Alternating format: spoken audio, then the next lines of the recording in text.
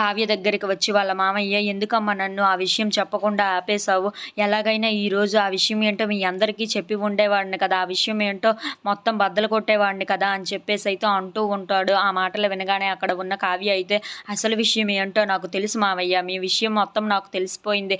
ఆ బాబు ఎవరో, ఎవరు కన్న తండ్రో, ఎవరు కన్న తల్లో కూడా తెలిసిపోయింది అని చెప్పేసి అయితే అంటూ ఉంటుంది. ఆ మాటలు వినగానే అక్కడ ఉన్న వాళ్ళ మామయ్య అయితే ఒక్కసారిగా షాక్ అయిపోయి, ఏంటి కావ్య అని చెప్పేసి అయితే అంటూ ఉంటాడు. అవును మామయ్య, నాకు ఆ విషయం మొత్తం తెలిసిపోయింది.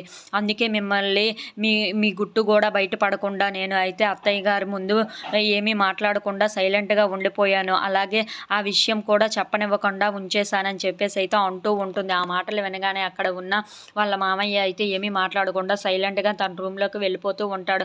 ఇంతలో అక్కడ ఉన్న రాజు అయితే కావ్య దగ్గరికి వచ్చి, ఏంటి కావ్య, నీకు మొత్తం తెలిసిందా, తెలిసినట్టు ఎందుకు మాట్లాడుతున్నావు అని చెప్పేసి అయితే అంటూ ఉంటాడు. ఆ మాటలకు అక్కడ ఉన్న కావ్య అయితే, నాకు మొత్తం తెలిసిపోయిందండి. ఆ అమ్మాయి ఎవరో, ఆ బాబు కన్న తల్లి ఎవరో అత్తయ్య ముందుకు తీసుకొని వచ్చి అత్తయ్యకి చూపిస్తానని చెప్పేసి అయితే అంటూ ఉంటుంది. ఆ మాటలు వినగానే అక్కడ ఉన్న రాజు అయితే ఒక్కసారిగా షాక్ అయిపోతూ ఉంటాడు.